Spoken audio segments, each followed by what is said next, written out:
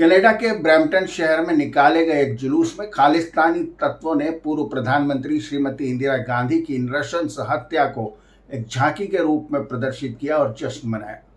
नमस्कार, सर से सियासत में आपका स्वागत है। मैं हूं वेद मिश्रा। आज हम बात कर रहे हैं कनाडा में बढ़ते हुए खालिस्तानी तत्वों के प्रभाव की। 4 जून को कनाडा में ऑपरेशन ब्लू स्टार की बरसी मनाई जाती है। ऑपरेशन ब्लू स्टार वो ऑपरेशन है जिसमें स्वर्ण मंदिर को आतंकवादी भिंडरावाले के कब्जे से छुड़ाने के लिए मिलिट्री ने एक ऑपरेशन किया था। उसे ऑपरेशन ब्लू स्टार नाम दिया गया था। चूंकि भिंडरावाले ने अपने तमाम समर्थकों के साथ पूरे स्वर्ण मंदिर पर कब्जा कर लिया था और वो वहां भारी असला और गोला बारूद के साथ बैठा था, इसलिए साधारण पुलिस की कार्रवाई से उसे निकालना संभव नहीं था। इसलिए मिलिट्री ऑपरेशन का आदेश इंदिरा गांधी ने दिया और तभी जाकर भिंडरावाले को मारा जा सका। लेकिन इस ऑपरेशन में स्वर्ण मंदिर का एक बड़ा हिस्सा क्षतिग्रस्त हो गया। जाहिर है इससे पूरी दुनिया के सिख समाज में बेहद रोष था, लेकिन इसके अलावा सरकार के पास उस समय और कोई चारा भी नहीं था। इसी घटना का बदला लेने के लिए उस समय के कट्टरपंथी तत्वों ने श्रीमती इंदिरा गांधी के गार्ड्स को उकसाया और उन्होंने बेरहमी से गोलियां चलाकर उनकी हत्या कर दी। जबकि ऑपरेशन ब्लू स्टार के बाद श्रीमती गांधी को सुरक्षा एजेंसियों ने कहा था कि आप अपने गार्ड्स बदल दें, लेकिन उन्होंने ऐसा नहीं किया। इसी घटना को ब्रैम्पटन शहर में एक झांकी के तौर पर ट्राले में दिखाया गया, जिसमें श्रीमती गांधी साड़ी पहने हुए, सफ़ेद साड़ी पहने हुए, दोनों हाथ ऊपर किए हुए खड़ी हैं और उनकी साड़ी खून से लथपथ है और 2 सुरक्षा गार्ड उन पर गोलियां चला रहे हैं और पीछे उनके पोस्टर पर बड़े अक्षरों में रिवेंज यानी कि बदला लिखा हुआ है।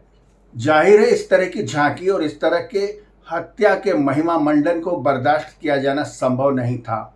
इसलिए भारत के विदेश मंत्रालय ने तुरंत प्रतिक्रिया दी। विदेश मंत्री एस जयशंकर ने बहुत ही सख्त लहजे में कनाडा को चेताया कि यह हम दोनों देशों के संबंध के लिए अच्छा नहीं होगा, बल्कि उन्होंने यह भी कहा कि कनाडा के लिए तो यह और भी खराब हो सकता है। हालांकि कनाडा में भारतीय उच्चायुक्त कैमरून मैके ने इस घटना की बड़ी निंदा की और कहा कि कनाडा के समाज में इस तरह के अपराध के महिमा मंडन या हिंसा के महिमा मंडन का कोई स्थान नहीं है। लेकिन आखिर वे वजूहात क्या हैं जिनकी वजह से कनाडा में खालिस्तानी तत्व उग्र होते जा रहे हैं और उनकी पहुंच बढ़ती जा रही है और सरकार, मैक्रो की सरकार कुछ भी करने में असमर्थ है। इसके पहले भी उन्होंने भारतीय दूतावास पर हमला तक कर दिया था और आए दिन खालिस्तानी तत्व कनाडा में उपद्रव करते हुए नजर आ जाते हैं। आपको जानकर आश्चर्य होगा कि वोट बैंक की पॉलिटिक्स वहां पर भी इतनी ही कारगर है जितनी इंडिया में। दरअसल वर्तमान प्रधानमंत्री मैक्रो की जो सरकार है वह बैसाखियों पर टिकी हुई है और उसमें एक बैसाखी लगी हुई है जगजीत सिंह की नेशनल डेमोक्रेटिक पार्टी की, जो कि बहुतायत सिखों का प्रतिनिधित्व करती है। हालांकि यह कहना बिल्कुल गलत होगा कि कनाडा में बसने वाले तमाम सिख खालिस्तानी आतंकवाद का समर्थन करते हैं, लेकिन जगजीत सिंह की यह जो पार्टी है इसने सरकार को समर्थन दे रखा है और सरकार इस वजह से डरती है कि कहीं अपना समर्थन वापस न ले ले और इसी में बैठकर वे खालिस्तानी तत्व अपना खेल करते हैं। जगजीत सिंह की पार्टी के 18 सांसद हैं, जो कि काफी बड़ी संख्या में है।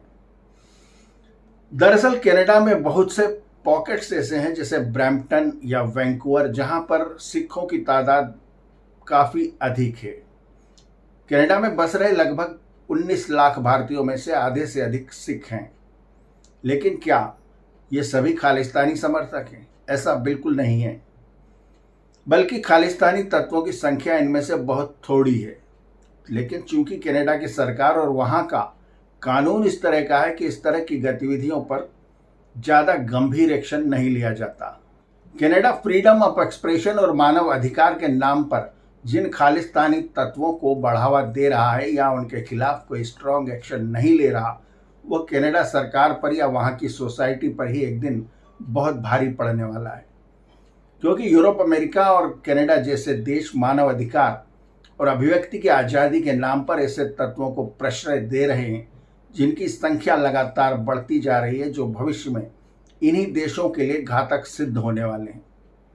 कनाडा में खालिस्तानी तत्वों के अलावा बड़ी संख्या में रेडिकलाइज पाकिस्तानी भी मौजूद हैं और वो भी आए दिन कनाडा की सोसाइटी के लिए समस्याएं पैदा करते रहते हैं, लेकिन उन पर भी कोई एक्शन नहीं लिया जाता। कनाडा में रह रहे 19 लाख भारतीय मूल के लोगों में से 50% यानी 50% आबादी सिखों की है।